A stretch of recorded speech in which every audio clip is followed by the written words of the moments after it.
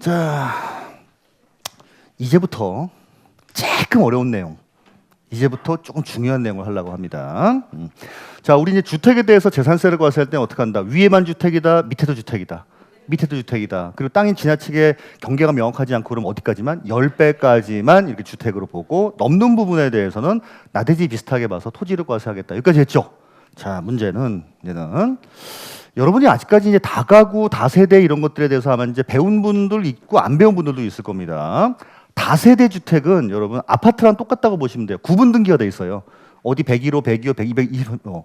다가구는 그게 아니라 여러 집이 살기는 사는데 구분 등기가 안 돼 있습니다. 여러 집이. 그냥 단독주택에 6집이 사는겨, 쉽게 말하면. 이거 됐어요? 아니, 그럼 나중에 딴 데서 배우고 여러분 다세대 다가구는 제 몫은 아니고 예, 자 이제 다가구를 갖고 있다고 하겠습니다.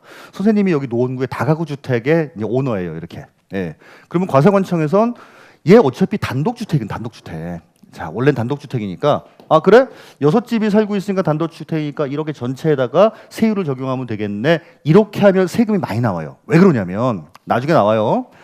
주택분 재산세 세율은 0.1%에서 0.4%의 초과 누진세율 구조로 되어 있습니다. 요 다음 바로 설명할게 이거니까 그냥. 그러면 여러분 다가구는 어쨌든 간에 단독주택이긴 하지만 좀 사이즈가 클 거 아니에요. 그러니까 이거 금액도 좀 커요. 여기에 대해서 이걸 전체 세율 적용하면 어지간하면 0.4%가 될 겁니다. 야, 그럼 그렇게 하지 말고 다가구 주택은 물론 아파트나 다세대는 아니지만 요 한 사람이 이렇게 이제 구분돼서 살 수 있는 이거 있지? 요거 그냥 집 하나로 봐서 여기에 대해서 그냥 각각 과세하자. 그리고 합치면 될 거 아니야, 이 얘기예요. 이해가죠? 자, 그러면 요거 한 칸이랑 6집이니까 땅은 6분의 1. 요거랑 요거만 합쳐갖고 세율 적용하고 또 요거하고 6분의 1 이렇게 해서 적용하고 이렇게 해서 합치자 얘기예요. 이해돼요? 요러면 각각은 0.1%니까 여러분. 요거 됐죠? 자, 보시면 다가구 주택은 한 가구가 독립하여 구분 사용할 수 있도록 분리된 부분을 하나의 주택으로 보고 주택 과세할 땐 땅도 같이 과세하잖아. 땅은 면적 비율대로 안분 계산한 거 요걸로 한 구의 부속 토지로 봐서 6번 계산해서 합치면 될 거 아니야 이 얘기예요.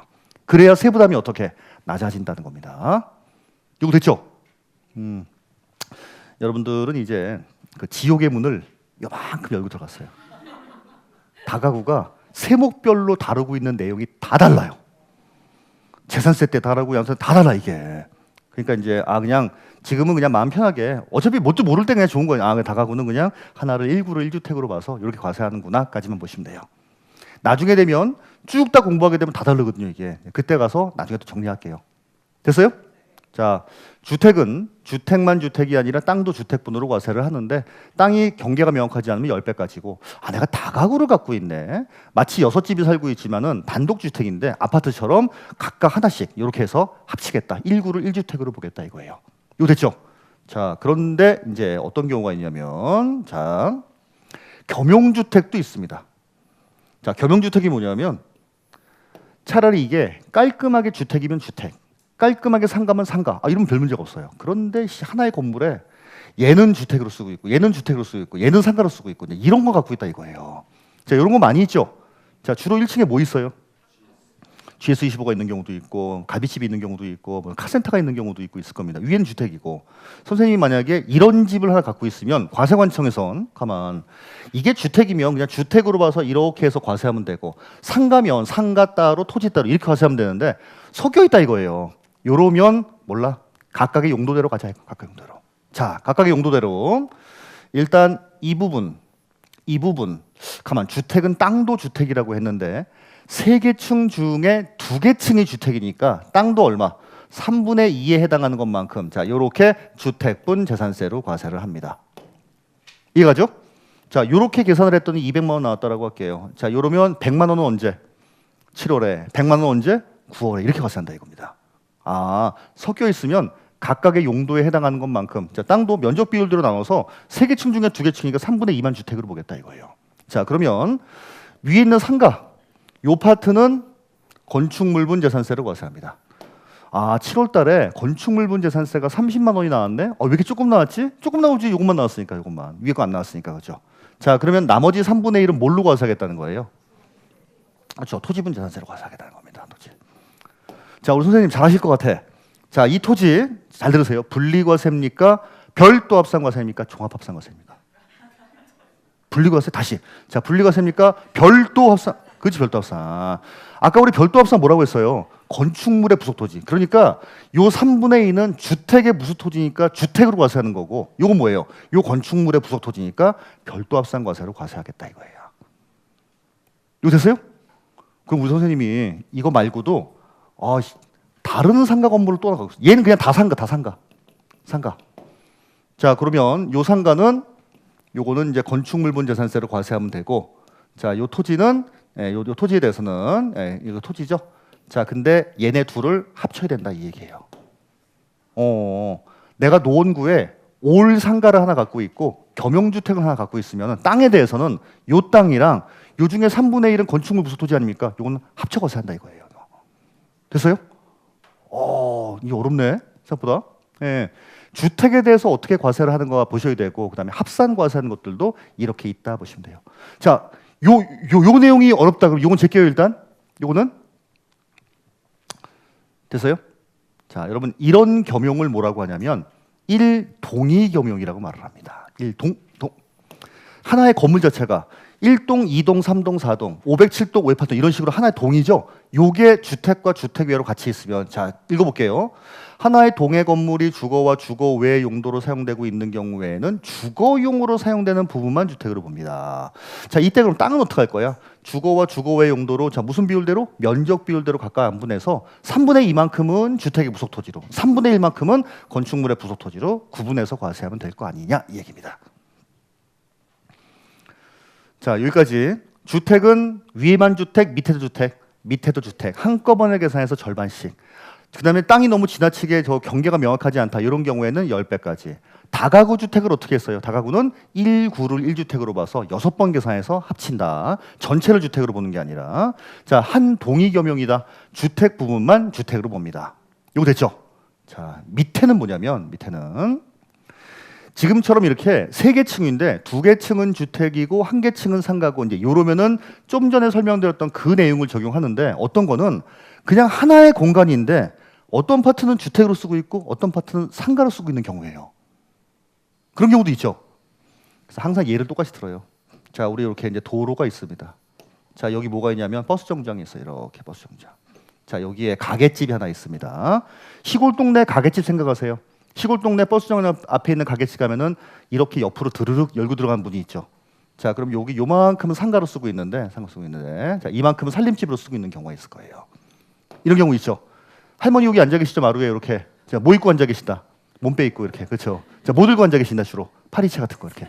네, 그렇죠. 여기 앉아 있어요. 그러면 들어가면은 무심한 표정으로 어서 오세요라고 하는데 별로 어서 오라는 표정도 아니고, 예, 그런 거 있죠. 요러면 차라리 그냥 주택, 상가, 주택 이러면 관계없는데 하나의 공간임에도 불구하고 같이 쓰고 있으면 이걸 그럼 과세를 어떻게 해야 될 것인가 이겁니다. 이때는요, 주거용으로 쓰는 면적이 50% 이상이면 이거 됐어, 그냥 다 주택으로 봅시다 이게요. 자, 그럼 반대로 그럼 주택으로 쓰는 게 50%가 안 되면 어떡한다는 얘기예요. 그때는 각각의 용도대로 가야겠죠. 자, 그래서 보시면 하나의 구획된 공간이 주거와 주거 외 용도로 쓰고 있는 경우에는 주거용으로 사용되는 면적이 전체 100분의 50 이상이다. 그럼 전체를 뭘로 보겠다, 그냥 주택으로 보겠다 이거예요.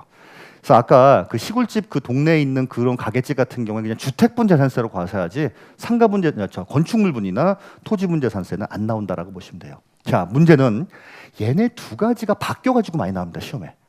바뀌어가지고. 그래서 1동이냐 1구냐 보셔야 돼요. 1동은 하나의 건물 전체 이렇게. 1구는요, 그냥 이 구획된 공간을 같이 쓰고 있다라고 생각하시면 돼요. 이렇게. 진짜 지금까지 나와 너무 많이 나왔습니다. 지금까지 너무 많이 나왔어요. 자, 그런데 마지막에 3번입니다. 솔직히 재작년까지만 하더라도 이렇게 1번, 2번까지밖에 없다가 작년부터 3번이 들어왔어요. 3번. 자, 얘는 뭐냐면 이런 케이스예요.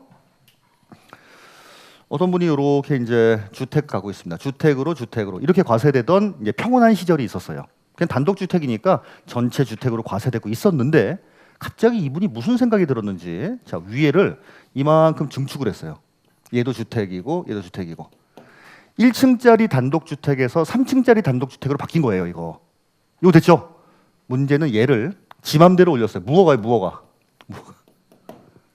이러면 과세원청에서 뭘로 보냐면 아니 건물 전체 중에 무허가 주거용 면적으로 쓰는 부분이 50%가 넘으시네요. 근데요. 그러면 이거 저희는 주택으로 인정 못해요 얘기해요. 그럼 주택으로 인정 못하면 뭘로 보겠다 그냥 건축물로 그냥 건축물로 보겠다. 그리고 건축물인데 무슨 건축물이에요? 주택도 아니고 무허가 건축물이 돼버립니다. 그래서 그냥 건축물은 무허가든 허가든 간에 그냥 무조건 건축물로 과세한다라고 했죠. 아까 했잖아. 건축법상 건축물뿐만 아니라 5만 가지 시설물뿐만 아니라 무허가 건축물도 건축물로 과세한다고 했잖아요. 자, 문제는 땅이에요. 그 전까지만 하더라도 주택으로 과세가 되던 게 자, 졸지에 이제 토지분 재산세로 나오게 됩니다.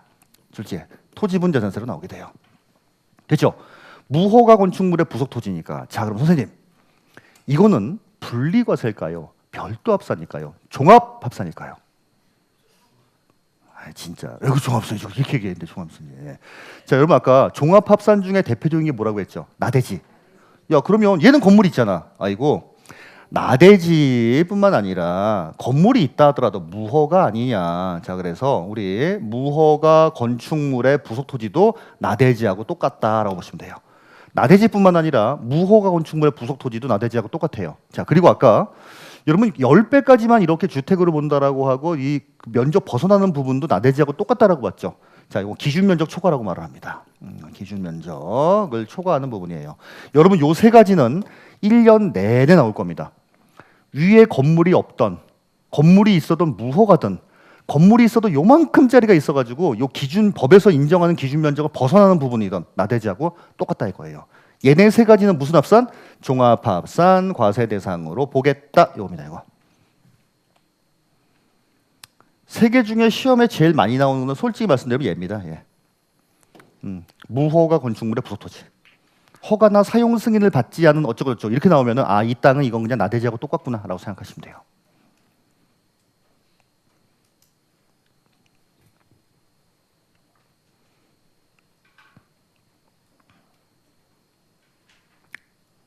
자, 이거 됐죠? 오케이, 보시면 됩니다. 자, 그래서 이거 3번. 건축물에서 잘 보세요. 허가 등이나 사용 승인을 받지 않고 주거용으로 사용하고 있는 면적이 전체 건축물 면적의 얼마 100분의 50 이상이다. 이런 경우에는 이 건물 자체를 뭘로 안 보겠다? 주택으로 안 보겠다. 자, 그리고 중요하게 땅이라고 했죠. 땅 원래는 주택분 재산세로 과세되고 있었는데 졸지에 무허가 건축물의 부속 토지가 돼버린 겁니다. 자, 그럼 뭐예요? 종합합산 과세 대상으로 보겠다라고 하는 건데 솔직히 그 전까지는 위에 두 개가 훨씬 중요했는데 이번 시험만큼은 3번 잡으십시오. 자, 우리 요게 437페이지 나와 있는 동그라미 3번이죠. 그렇죠? 매우 중요합니다. 솔직히 저는 35회 시험에 나올 줄 알았어요. 아, 35회 때 안 나왔습니다. 그래서. 그럼 36회 때 나온다니까. 예. 올해는 뭐 자르고 이건 안 되고 그냥 이게 나옵니다. 종합합산 토지로 보겠습니다. 자, 4번, 5번은 그냥 가볍게 읽어보세요. 항공기나 이런 거구나, 선박이나 이런 거구나. 자, 관심도 없습니다. 그렇죠? 자, 이렇게 해서 재산세 과세 대상 5가지 토지, 건축물, 주택, 선박, 항공기. 토지분 재산세로 나오는 토지에는 주택의 부속 토지 빼고 건축물분 재산세로 나오는 건축물에는 주택 빼고 왜? 주택은 주택으로 과세하니까. 주택은 위에 것뿐만 아니라 밑에도 그리고 경계 모하면 10배까지. 다가구는 단독주택이지만 아파트처럼 1구로 1주택. 그리고 겸용 같이 섞여 있는데 1동의 겸용이다. 그러면 각각의 용도대로. 근데 하나의 구획된 공간이 주거와 주거외다. 이러면 50% 이상이 주택이면 전체를 주택으로. 그리고 건물 중에 무허가 주거용으로 쓰는 면적이 50% 이상이면 넌 그건 주택도 아니요. 그냥 무허가 건축물이요. 땅은 뭘로 보겠다? 나대지처럼 종합합산으로 보겠다. 자, 여기까지예요. 여기까지. 됐어요? 네, 좋습니다. 자, 그다음에 437페이지에 보시면은 납세 의무자입니다. 자, 납세 의무자. 자, 요거 이번 시험에 출제가 되었습니다. 35회 때 재산세 납세 의무자가 나왔어요. 어렵냐? 아니요. 별로 어렵잖아요. 자, 먼저 1번 보겠습니다. 원칙적인 납세 의무자가 누구냐? 자, 언제 현재 갖고 있어야 돼요? 네, 그렇죠. 토지, 건축물, 주택, 선박, 항공기를 6월 1일 현재 공부상 소유하고 있는 사람, 사실상 소유하고 있는 사람. 사실상 소유하고 있는 사람이에요. 사실상 소유하고 있는 사람. 오케이. 우리 근데 사실상 소유자하고 공부상 소유자하고 서로 같지 않을까요? 대부분? 대부분 같죠. 공부상으로 한영규 이름으로 돼 있는 땅은 실제로 제가 소유한 거니까 맞으니까. 그렇죠. 근데 가끔 가다가 이 두 가지가 다른 경우가 나옵니다. 그건 좀 이따 설명드리고, 원칙적으로는 실질과세 원칙에 따라서 사실상 소유하고 있는 사람인데, 밑에 나와 있는 1번과 2번이 무슨 얘기냐면 이 사실상 소유하고 있는 사람이 두 사람 이상이요. 그럼 이러면 어떻게 과세를 하지? 이 얘기입니다. 이해가요? 자, 우리 어떤 땅이 이렇게 있어요. 자, A하고 B하고, 자, 이 땅은 똑같이 50%씩 갖고 있습니다. 자, 50%. 자, 이런 경우에는 한 사람에게 재산세를 보낼까요? 아니면 각자 보낼까요? 각자 보내요. 각자. 50%씩 갖고 있으니까 세금을 계산한 다음에 절반씩 보냅니다. 이건요. 이거 됐죠? 자, 그런데 A, B가 가지고 있는 거는 알겠는데 지분에 표시가 없는 경우가 있대요. 저도 아직까지 그런 경우를 본 적은 없습니다. 그러면은 아닌 말로 7대 3으로 갖고 있을 수도 있고 아니면은 8대 2로 갖고 있을 수도 있고 5대 5로 갖고 있을 수도 있잖아요. 그럼 이런 경우에는 어떻게 할 것인가라고 하는 건데, 자, 그런 경우에는 자, 균등한 걸로 보겠다라고 하는 겁니다. 자, 읽어보면 공유로 갖고 있네. 지분에 해당하는 부분에 대해서는 지분권자 A, B 두 사람, 세 세를 갖고 있다. 그럼 세 사람 지분권자가 납세 의무를 지지만 지분에 대한 표시가 없습니다. 이거 균등한 걸로 보겠다. 자, 시험에는 얘보다는 요게 많이 나옵니다. 요게 지분을 뭘로 봐요? 균등한 걸로 봅니다. 요게 옛날에 오답으로 뭐라고 나왔었냐면 과세관청이 지정한 1인이 납세의무를 진다. 뭔 액소리요? 아니요. 그냥 균등한 걸로 봅니다. 자, 됐죠? 자, 문제는 두 번째입니다. 우리 아까 집, 자, 이걸 만약에 A, B가 5대 5로 갖고 있다. 그럼 그냥 지분권자 A, B가 내면 돼요. 이거 됐죠? 근데 얘는 특이하게 이렇게 갖고 있대요. 땅은 B가 위에는 A가. 이런 경우 저는 딱 한 케이스, 한 케이스는 몇 번 봤죠. 땅은 아버지 거고 위에는 아들 거고. 자, 이런 경우가 왜 많게요? 밑에는 아버지 거, 위에는 아들 거. 왜 많게요? 요건 옛날에 아버지가 옛날에 농사짓던 땅이었던 거니까 쉽게 말하면. 그랬는데 그러니까 지목 변경을 해서 이렇게 위로 올린 거죠. 근데 건물 올릴 때 어차피 이제 아버지 이제 그러니까 이거는 네 이름으로 이렇게 올려라. 이런 경우가 제일 많다는 거예요, 이게. 자, 근데 문제는 이거 두 사람한테 보내긴 보내야 되는데 이거를 그럼 어떻게 계산을 하지? 이 얘기입니다. 따로따로 계산을 해야 되나 아니면 계산을 한꺼번에 해야 되나 이 얘기예요. 계산은 한꺼번에 합니다. 그냥 일단 마치 한 사람이 가지고 있는 것처럼 재산세는 일단 한꺼번에 계산을 해요. 그리고 만약에 100만 원이 나왔다라고 치겠습니다. 자, 이제 이거를 이제 두 사람한테 나눠야 돼. 이걸 어떻게 나눌 건가? 면적 비율대로 나눌 건가 아니면은 시가 표준액 비율대로 나눌 건가라고 하는 건데, 자, 뭐 같아요? 시가 표준액. 자, 그게 무슨 얘기냐면 이 땅의 공시지가가 4억이에요. 건물은 시가 표준액 계산하는 방법이 있습니다. 1억이라고 칠게요. 자, 그러면 여기에 시가 표준액은 얼마짜리 집이에요? 5억짜리죠. 자, 100만 원 곱하기 5분의 4. 자, 100만 원 곱하기 5분의 1 이렇게 나온다 이 얘기예요. 이거 됐어요?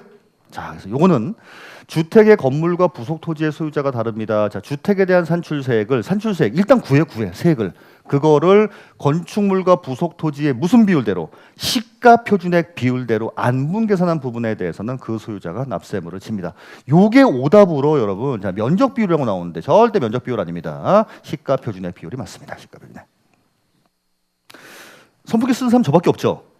네, 그래요. 자, 근데 선풍기 없으면 안 되는데, 그냥 하다 보면 열이 뻗쳐갖고. 네, 그렇습니다. 자, 재산세 납세 의무자는 누구다? 6월 1일 현재 재산을 사실상 소유하고 있는 사람. 두 사람 이상이면 어떻게? 공유로 갖고 있니? 지분율? 그러면 지분에 따라서 나누면 돼. 근데 지분 표시가 없는데요. 똑같은 걸로 봐. 주택을 각각 위아래를 갖고 있는데요. 이러면 계산 일단 한 다음에 시가 표준액 비율대로 안분 계산하겠다. 이게 원칙이에요, 원칙. 이거 됐죠? 오케이. 그래서 여기 두 가지 주의하세요. 균등한 걸로 보겠다. 이게 오답으로 나온 적이 있고 면적 비율로 나온 적이 있습니다. 이 두 가지 좀 잘 보셔요. 자, 이제 그 다음에 예외적인 경우입니다. 예외. 공부상 소유자가 내는 경우가 있더라. 자, 우리 아까 6월 1일 현재 사실상 소유한 사람이라고 했죠.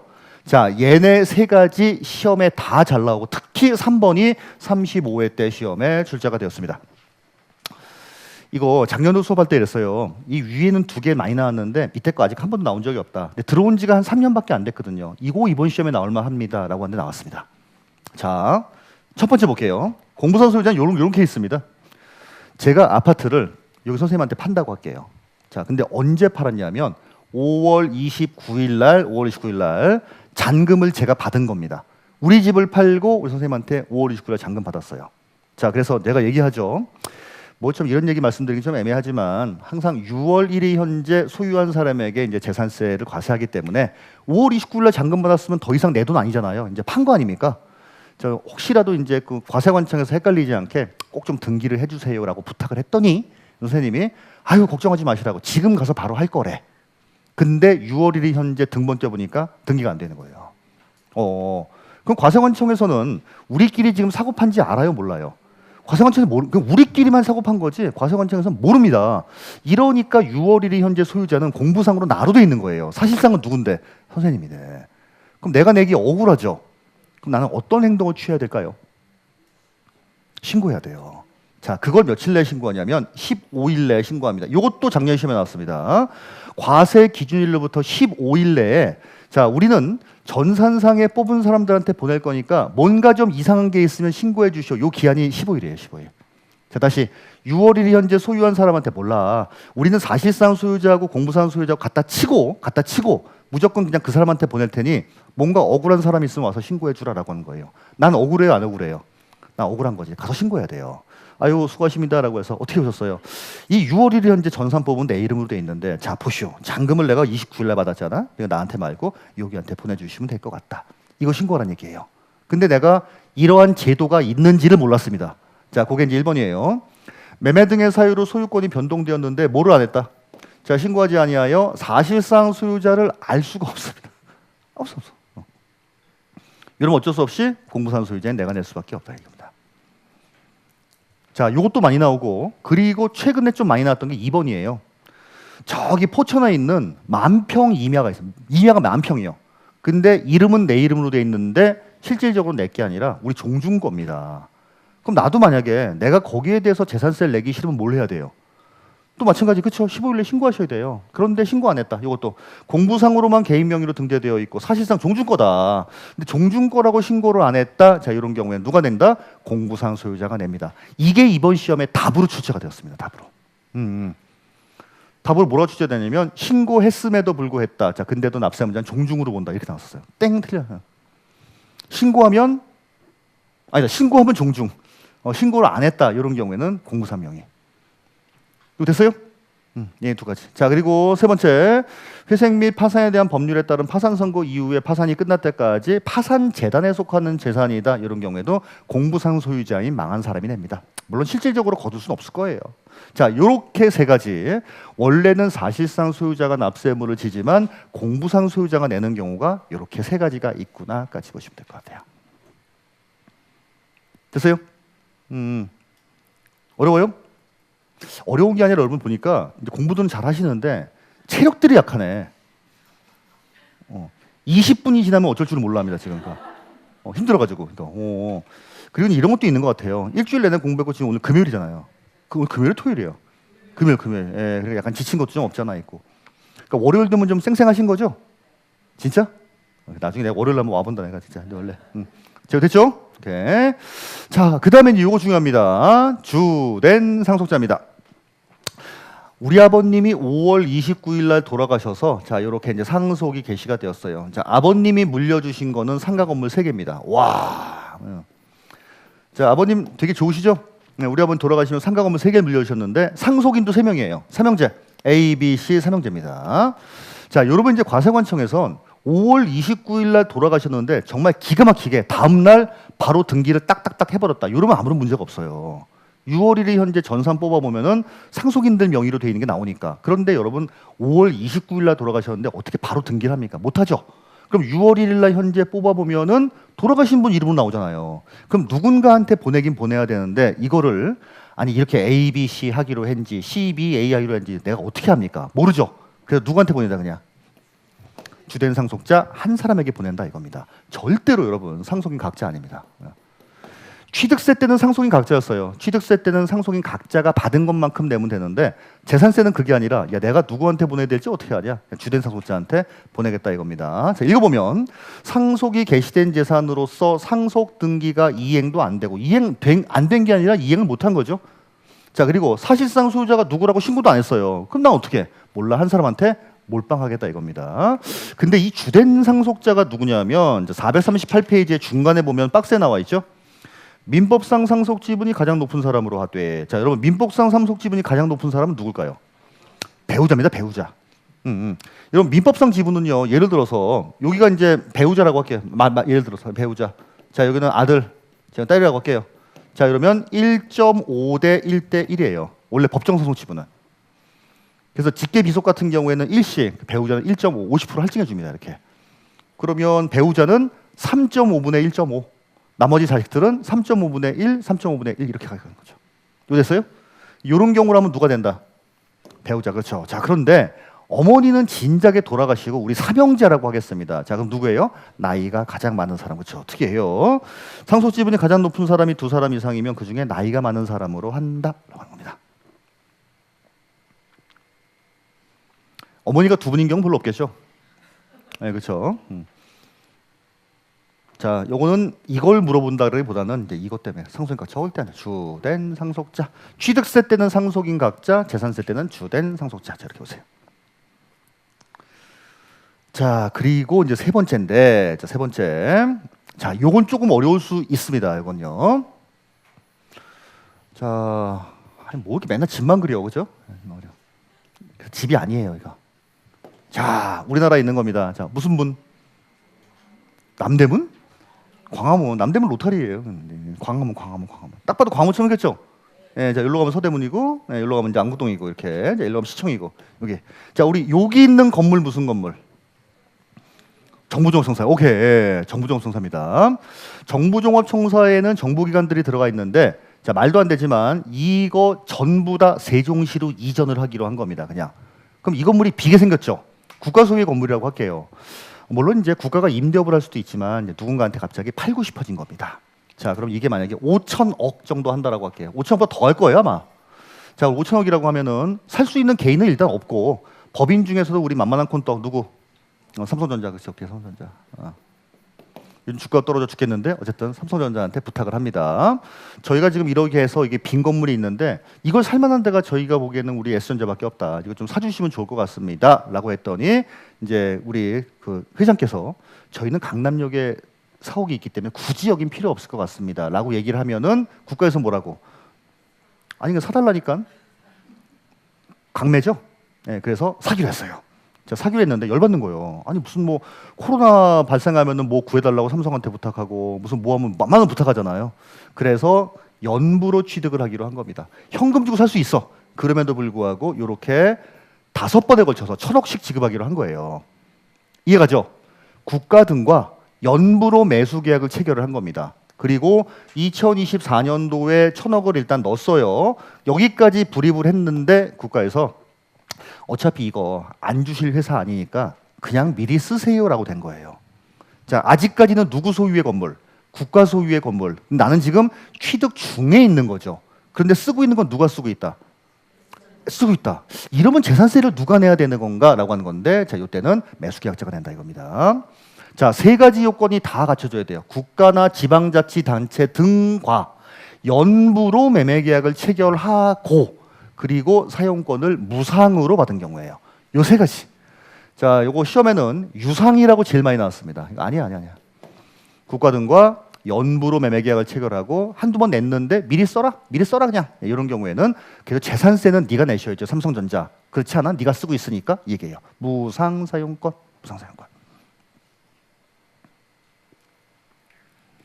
자, 요것도 납세 의무자를 물어볼 때 상당히 많이 나온 것 중에 한 가지입니다. 자, 그런데 옛날에 요게 한 번 나온 적이 있었어요. 1번이 주로 나오겠지만 2번이 딱 한 번 나온 적이 있습니다. 자, 얘는 뭐냐면 저기 무슨 그 연천이나 아니면 강원도 어디에 가면 산업단지를 조성한다라고 하겠습니다. 자, 그래서 공장 부지를 이렇게 9개를 조성하기로 한 거예요. 그럼 이제 분양했겠죠? 1블럭, 2블럭 이런 식으로 분양했을 거예요. 그리고 계약금 받아다가 할 때 이걸 만드는데 얘네 3개가 일단 완성이 됐습니다. 이건 공사 중에 있고 그랬더니 이거 분양받은 A 사장님 그냥 들어와 쓰시오. B 사장님 그냥 들어와 쓰세요. C 사장님 여기 완성됐으니까 놀리면 뭐해 그냥 들으면 쓰면 되지. 자, 이렇게 했을 때 요것도 아직까지 이전 등이 안 돼 있잖아요. 근데 미리 쓰는 사람은 재산세를 내야 된다 이겁니다. 자, 여기 한번 나온 적이 있어요. 국가 등이 자 뭐를 받고 선수금 받아 조성하는 무슨 토지? 매매형 토지입니다. 사실상 조성이 다 완료가 돼서 사용권을 무상으로 받은 자가 있다. 자, 이 사람 뭘로 보겠다? 매수계약자로 보겠다. 매수계약자로 본다라기보다는 자, 이 사람에게 납세분을 지우겠다 이 얘기입니다. 요거 한 번 나온 적이 있고 주로 위에 냅니다. 왜냐하면 얘는 법에 나와 있고 요거는 시행령에 나와 있어. 시행령에. 이렇게.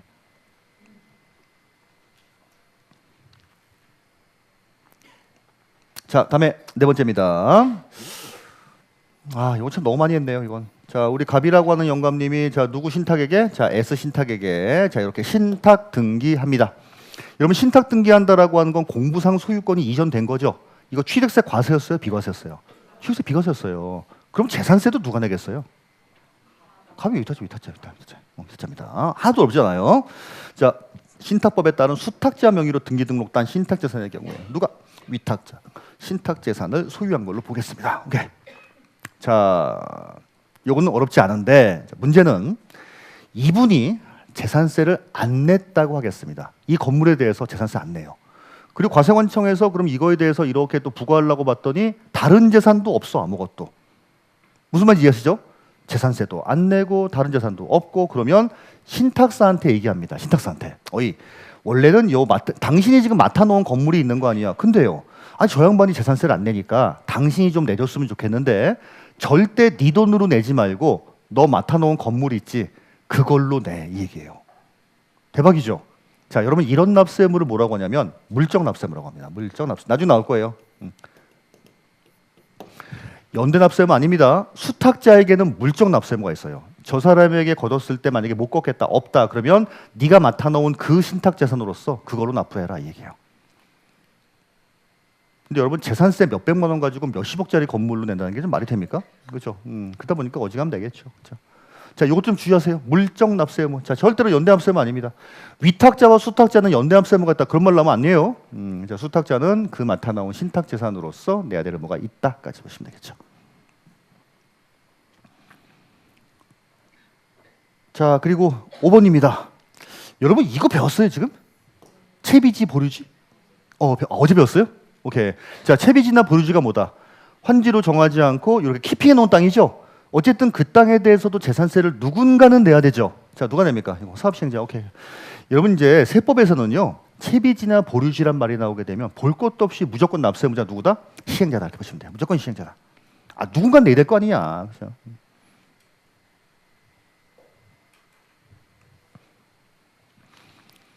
어렵진 않죠. 여러분들 이제 이거를 다음 중 재산세 납세무자를 기술하시오. 우리가 이런 시험 아니잖아요. 그러니까 봤을 때 옳고 그름만 보시면 됩니다. 옳고 그름. 옳고 그름. 이해만 하시면 돼요. 자, 그 다음에 수입장 그냥 가볍게 한번 좀 보시면 될 것 같고, 자, 그 다음에 7번이 많이 나옵니다. 7번. 자, 7번은 이 얘기예요. 우리 그때 이렇게 산에 등산로가 이렇게 있는데 어떤 분이 이제 등산을 다니고 있었는데 이렇게 눈먼 땅 하나가 보였다라고 했었죠. 그래서 이제 물어봅니다. 저 땅 누구 땅인가요? 라고 했더니 임자 없는 땅이래. 그러다 보니까 이렇게 농사를 짓기 시작을 했습니다. 농사 짓기. 자, 그래서 몇 년 동안 20년 이상 하게 되면은 점유시효 취득할 수 있다라고 했잖아요. 그럼 어쨌든 20년 동안은 그러면 어쨌든 누군가 썼다는 얘기 아니에요. 자, 요때는 이 사람이 납세무가 있습니다. 자, 누가 내요? 사용자입니다. 근데 여기서 이게 나와야 돼요. 소유권의 귀속이 분명하지 않다. 소유권의 귀속. 도대체 누구 건지 모르겠다. 근데 뭐야? 쓰고 있는 사람이 있네? 자, 이런 경우라고 하면 그 사람이 재산세를 내야 된다라고 보시면 돼요. 하여튼 이 키워드 소유권의 귀속이 분명하지 않다. 이 말이 나오면 볼 것도 없이 사용자 이렇게 보시면 돼요. 네, 그렇죠. 이제 요거 케이스가 두 가지 케이스가 있는데 요런 케이스가 있고 사실 근데 이런 땅은 저런 경우가 제일 많아요. 가지고 계시다가 상속인 없이 돌아가시는 경우입니다. 물벌섬이 없는 거예요 이게. 근데 이거 농사 짓고 있다. 그리고 아주 옛날이지만 아직까지 일본인 명의로 되어 있는 땅들도 가끔 있대요. 그런 경우라고 보시면 될 것 같아요. 이거 됐어요? 자, 여기까지가 납세무자입니다.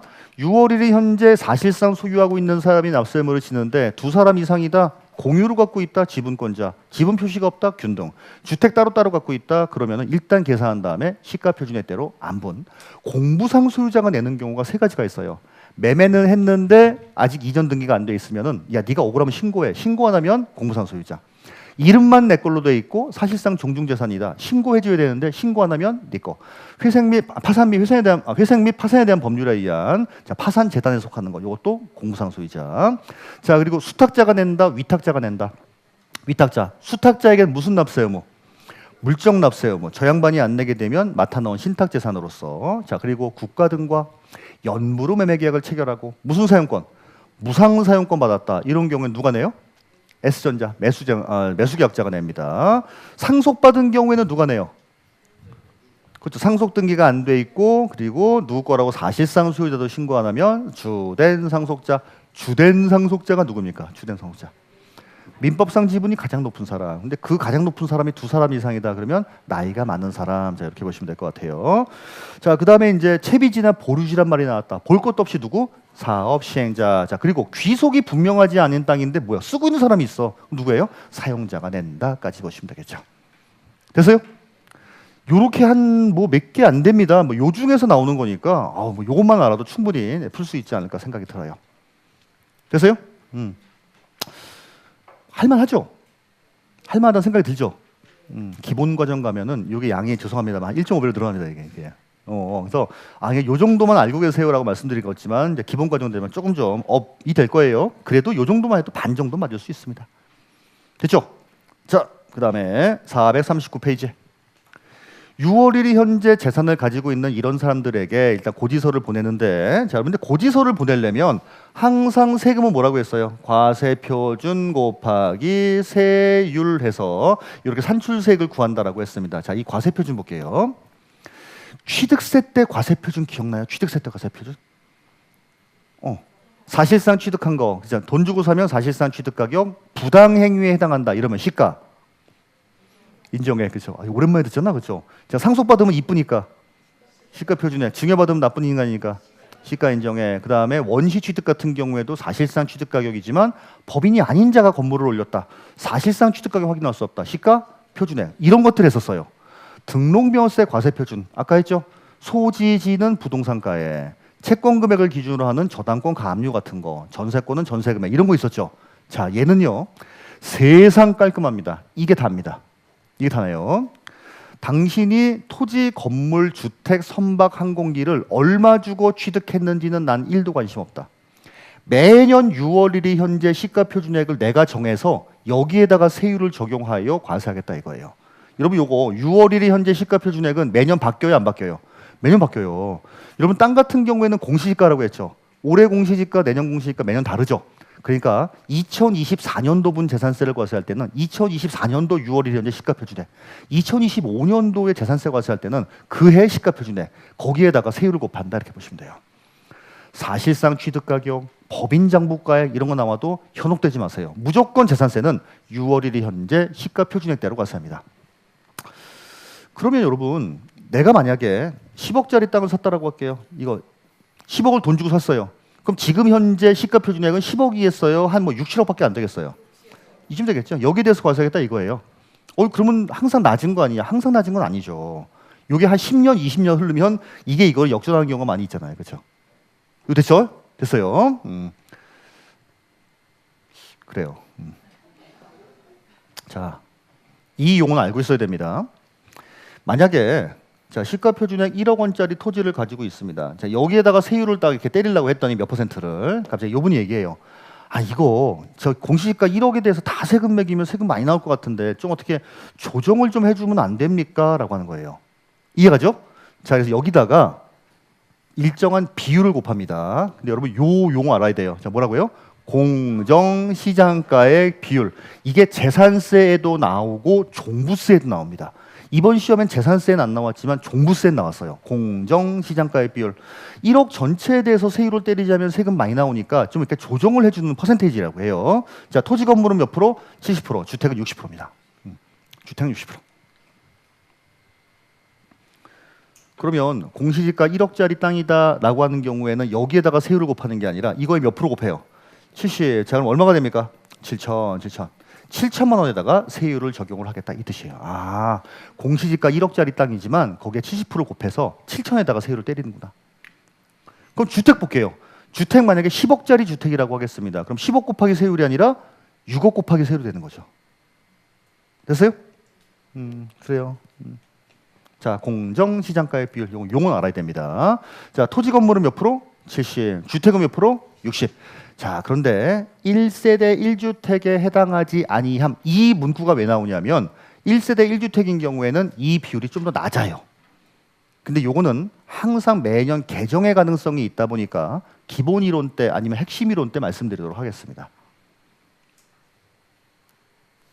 자, 선박 항공기는 공정시장가액 비율 곱하는 거 있다 없다? 없다. 자, 얘는 없어요. 자, 이거는 반드시 알아야 됩니다. 70과 60이에요. 자, 그래서 그게 439페이지에 보시게 되면 자, 토지 건축물 주택에 대해서 이렇게 하는데 뭐 100분의 50부터 100분의 90, 100분의 40부터 80 이거는 시험에 잘 안 나옵니다. 그냥 지금 현재 몇 프로냐? 70이다, 60이다. 자, 요거 알고 계셔요. 자, 그리고 선박이나 항공기는 그런 거 곱하는 거 있다 없다? 없다. 자, 시가 표준액 자체가 과세 표준이다까지 보시면 될 것 같습니다. 됐죠? 자, 두 번째 시간은 일단 여기까지 좀 하도록 하겠습니다. 자, 두 번째 시간에 알아봤던 건 주가 뭐였어요? 납세의무자, 주가, 납세의무자. 납세의무자 전에 주택에 대해서 좀 잘 보셔야 됩니다. 자, 땅까지도 가지고 10배까지고 뭐 겸용인 경우에 어떻게 하고 이거 있죠? 자, 요거 좀 많이 나오고 납세의무자가 대충 한 7가지 정도 나오는데 그거 명확하게 아시고 과세표준은 사실상 취득가격 이런 게 중요한 게 아니라 무조건 6월 1일 현재 시가표준액에 공정시장가액 비율 곱하는데 공정시장가액 비율이 토지 건축물은 70, 주택은 60 이렇게 보시면 되겠죠. 됐죠? 자, 10분 쉬었다가 세율 보도록 하겠습니다.